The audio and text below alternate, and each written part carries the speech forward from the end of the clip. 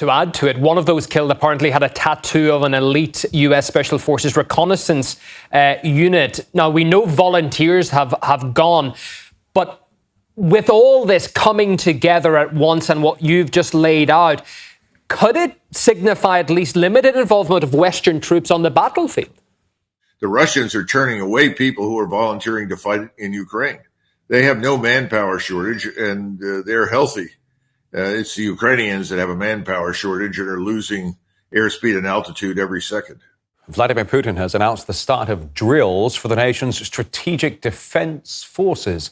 The Russian president highlighted that nuclear weapons maintain the balance of power in the world and said Russia ultimately stands committed to protecting the sovereignty of the state and the security of its people. Today we are holding another training session of the Strategic Defense Forces. We will practice the actions of officials in managing the use of nuclear weapons with practical launches of ballistic and cruise missiles.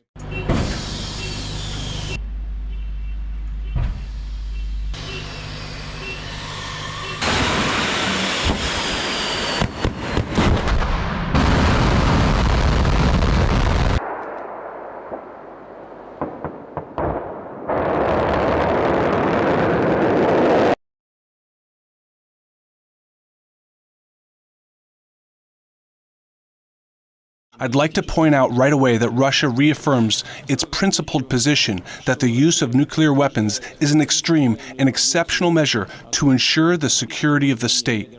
At the same time, we are well aware that it is nuclear weapons that continue to be a reliable guarantor of our country's sovereignty and security.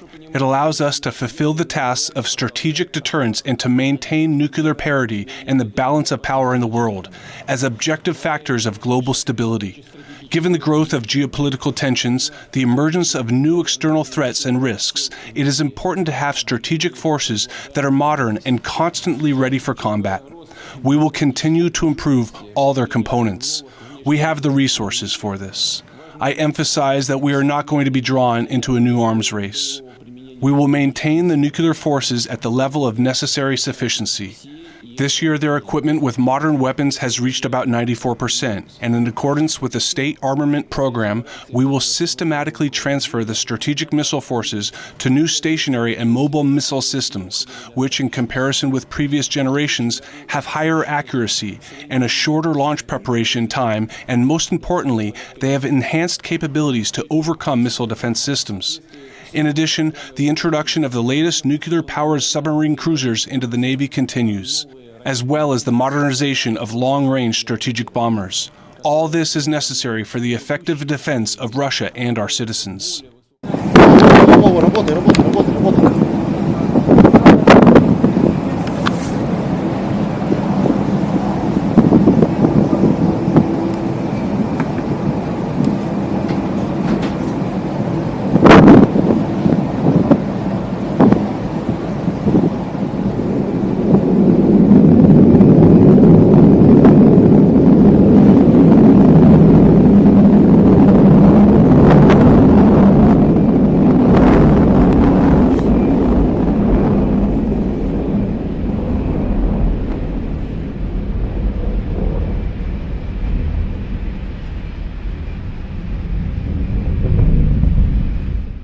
Tensions are rising in Europe as the U.S. confirms 10,000 North Korean troops are in Russia and could be used to bolster Russian forces near Ukraine in the coming weeks. NATO Chief Mark Rutte says the move is a significant escalation of the conflict. David, the US says if the North Koreans do enter the war, they'll be considered fair game in combat. This could mark a dangerous escalation in this conflict. Well, let's cross now to US human rights lawyer and author Dan Kovalik for his take on this. Dan, welcome to the programme.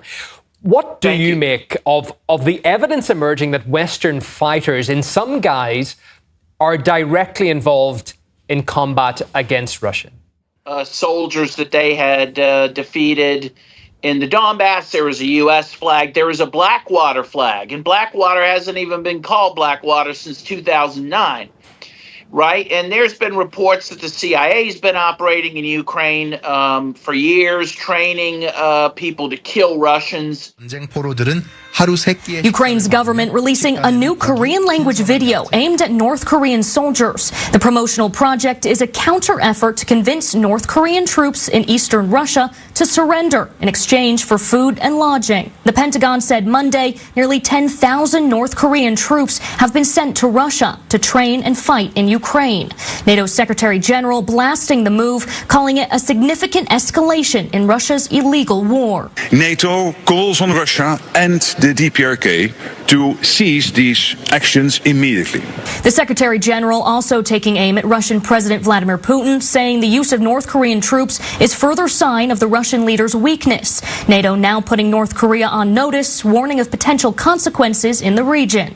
The deepening military cooperation between Russia and North Korea is a threat to both the Indo-Pacific and Euro-Atlantic security.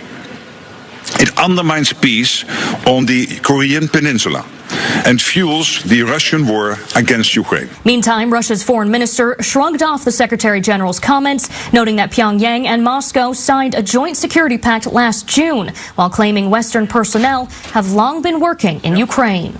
It's very dangerous, very dangerous. And the idea that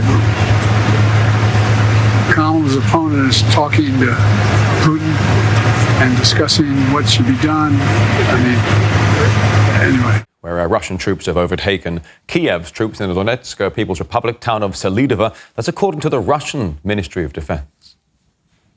As a result of successful actions by formations and military units of the Center group of troops, the town of Selidova in the Donetsk People's Republic has been completely liberated. Well, according to Russia's Ministry of Defense, the southern DPR town of Selidova is actually the second town that Russian forces have liberated on Tuesday alone. And that actually comes just recently after they had already liberated another set of towns in the same region, like Gornyak, Katerinovka, and Dobrovolya. But this town of Selidova is of particular importance, actually, because it's located southeast of the city of Pokrovsk, which is very important for the Kiev regime's industrial capacity, as well as supply lines going in the directions of Zaporozhye and southern Donetsk. So Russian forces are now one town closer to encircling and liberating this larger city of strategic importance amid other successes by Moscow's forces along the DPR front. U.S. officials told us that a small number of those North Korean troops are already in the Kursk region,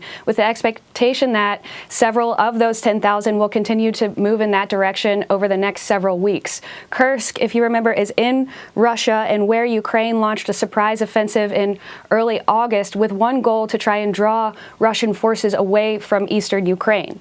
That hasn't really happened in any meaningful way. Russia has continued to claw back territory in Kursk, as well as maintain pressure in eastern Ukraine, but at a significant cost. September 2024, while it was maintaining both of those fronts, was the highest month of Russian casualties over the course of the entire war.